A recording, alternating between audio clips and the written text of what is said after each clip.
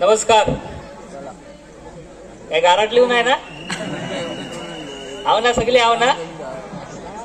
माहिती आहे नमान बघायचं आता. तत्पूर्वी अमर विकास मंडळ यांचं खूप खूप धन्यवाद.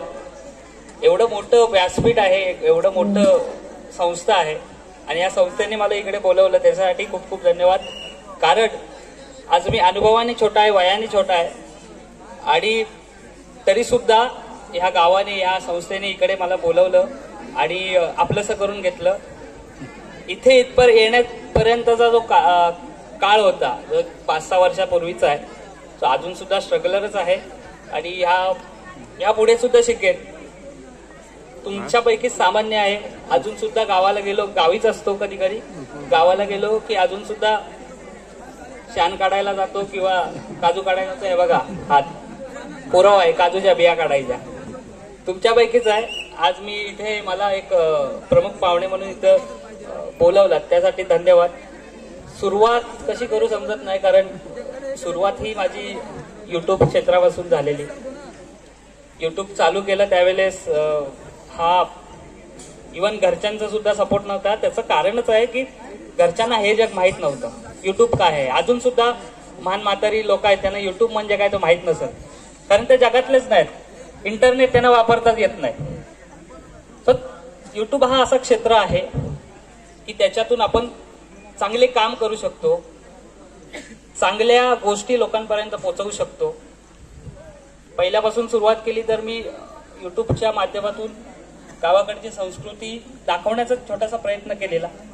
गावाकडच्या व्हिडिओ करायचो पण त्या मुंबईकर आपले म्हणजे कोकणातले जे चाकरमाने मुंबईला राहतात तर त्यांना ह्या गोष्टी भावायला लागल्या, आवडायला लागल्या आणि त्यांनी दिलेला जो प्रेम तो साता समुद्रा पार होता. कारण सौदी अमेरिकापासून आपली लोक तिकडचे बघतात अजून सुद्धा आणि त्यांचे कॉल येतात. दुसरं म्हणजे आपल्या भाषेत, आपल्या कोकणी भाषेत सुरुवात केली त्यावेळेस सपोर्ट काय भेटला नाही कारण आपणच आपली भाषा बोलतो आणि आपणच आपल्यावर दगड मारून घेतो. कसं आहे की आपण जर आपली भाषा बोललो की आपणच आपल्याला गावठी बोलायला भाग पडतो. कारण आता मी जर ळला ल केला तर तो गावठी. कारण आजकाल काय झालंय की शहरात गेलो की आपण आपली भाषा विसरत जातो किंवा कोण नवीन चांगला म्हणजे चांगला पोशाख घालून कोणतरी माणूस भेटला की त्याच्याशी काहीतरी स्टँडर्ड बोलण्याचा प्रयत्न करतो. पण आपण वैयक्तिक एवढे चांगले असतो ना की स्टँडर्ड दिसण्याची गरज नसते, स्टँडर्ड राहण्याची गरज असते आणि आपल्या वागणुकीची गरज असते. काय माहिती आहे की आपण घरातच्या घरात असं बोलतो की ए बाला इकडे ये, काय मी याला जो काय करताय काय माहिती. पण ते घरात कोण पाहुणा आला ना, पप्पा इकडे या ना, पाहुण्यांसाठी जेवण काय केलंय. ते काय होतं आपली भाषा आपणच कुठंतरी मागे सरत चाललोय असं माझं वैयक्तिक मत आहे. कारण मी स्वतः अनुभवलंय. कारण मी ज्यावेळेस युट्यूबला आपल्या भाषेसोबतच कॉमेडी व्हिडिओ किंवा कॉमेडी बोलत जायचो ना त्यावेळेस कमेंट, अरे काय असं गावठी बोलतो, काय शिकलाय की नाही, काय गावंडल आहे, किंवा माझ्या आजूबाजूच्या गावातले सुद्धा काय येडा आहे, काय शिकलं, 4 पुस्तकं शिकलं असतंच ना त्या इथं असतंच नसतं, चांगल्या नोकरीला लागला असतं. आपणच आहे की आपणच आपली भाषा पुढे नेऊ शकतो. आज कोकणात बऱ्याच आगरी कोळी भाषा आहे, बानकोटी, संगमेश्वरी, मालवणी भाषा आहे. प्रत्येका भाषेची वेगवेगळी गोडी. आता मी दापोलीतून आलो तर आमची इकडची बानकोटी संगमेश्वरी भाषा आहे, पण इकडे आलो की इकडची पण एक लहेजा वेगळाच आहे. आणि या भाषेवरचा प्रेम आहे ना तो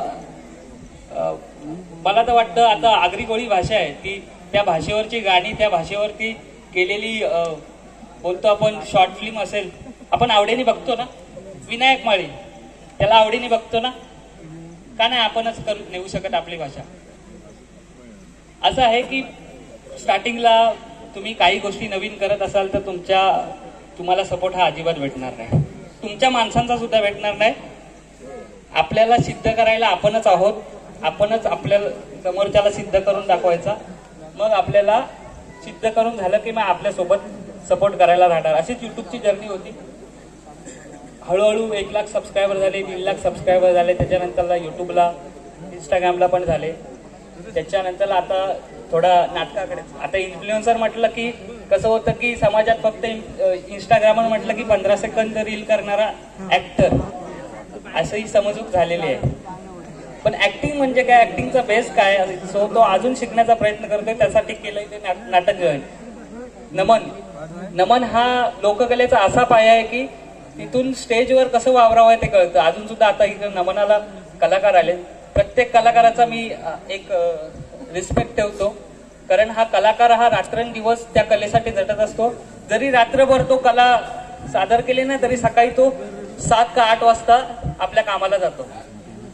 हा आपल्या लोककलेचा एक नमन हा भाग आहे. त्याच्यात पण चाललंय. आणि माझं स्वतःचं गाव गोंधळ म्हणून नाटक आहे, त्याचे सुद्धा प्रयोग चालले. हा सगळा तुमचा हा प्रेम आहे. आणि या प्रेमापोटी एवढं आहे. आता साहेब मगाशी म्हटले की तुला ऊर्जा कुठून येते, तर हे समोर बसलेत ना सगळे मायबाप, त्यांच्याकडनं ही ऊर्जा आलेली आहे.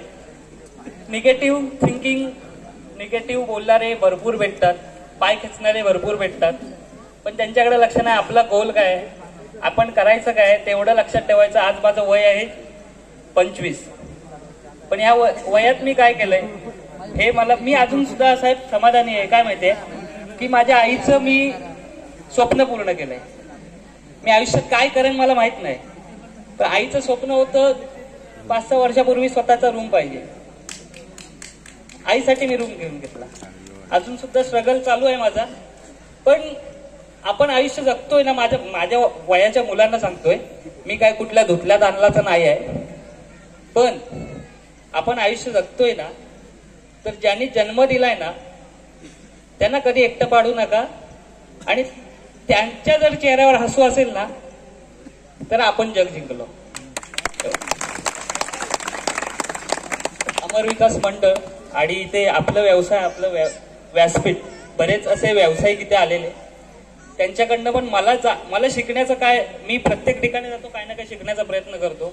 आज माझा सुद्धा छोटासा व्यवसाय आहे. आता काय आजकाल सोशल मीडिया ही अशी आहे ना की त्याचा तुम्ही पुरेपूर फायदा करून घेऊ शकता.